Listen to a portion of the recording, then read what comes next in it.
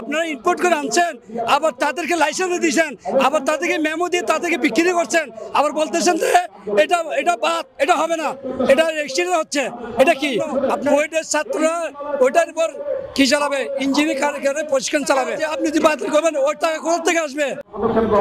আমি এখন বলতে চাই 60 লাখ গাড়ি যে আপনি বাতিল করে নতুন গাড়ি ব্যবহার করবেন, এটা হবে না। কারণ 60 লাখ গাড়ি যে আপনার হাইড্রোলিক ব্রেক, এইটা 60 লাখ গাড়িতে হাইড্রোলিক ব্রেক সিস্টেম করা যাবে। হাইড্রোলিক সিস্টেম 60 লাখ গাড়িতে করা যাবে। ওই গাড়ি আর বাতিল করতে হবে না।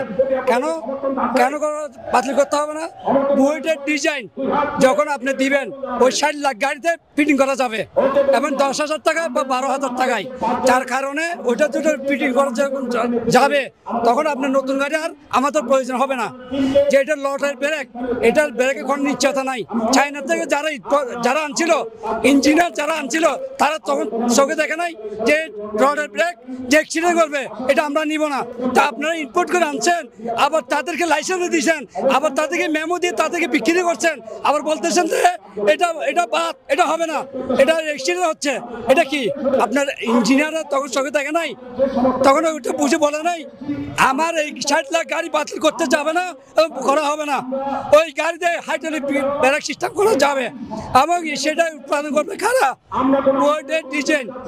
বুয়েটের ডিজাইন যেটা যারা দিবে তারা দিবে। ওটা ওই 60 লাখ গাড়ির পিছনের ডিফেন্স যেটা আছে ওইটার সাথে হাইড্রোলিক ব্রেক সিস্টেম করা যাবে এবং করার জন্য বুয়েটের ছাত্ররা ওইটার উপর কি চালাবে? ইঞ্জিনিয়ার প্রশিক্ষণ চালাবে। চলাই ওই গাড়ির উপর এটা কি হাইড্রোলিক ব্রেক দিবেন। কিন্তু নতুন গাড়ি কেনার আমাদের শ্রমিক ড্রাইভারের কোনো পয়সা নাই, অর্থায়ন নাই। আমরা একটা গাড়ি যদি 1 লাখ টাকা করে কিনা হয়, 60 লাখ গাড়ি কিভাবে আপনি বাতিল করতে পারবেন? ওই টাকা যে আপনি যদি বাতিল করবেন ওই টাকা কোথা থেকে আসবে?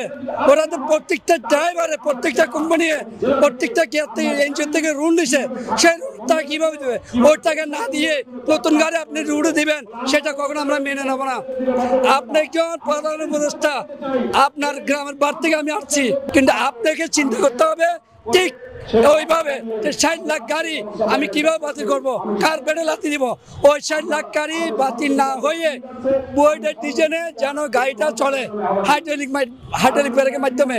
হ্যাঁ, হাইড্রোলিক ব্রেক মাধ্যমে চললে আর অ্যাক্সিডেন্ট হবে না। এটা আমি 100 বার গ্যারান্টি দিয়ে বলতে পারবো।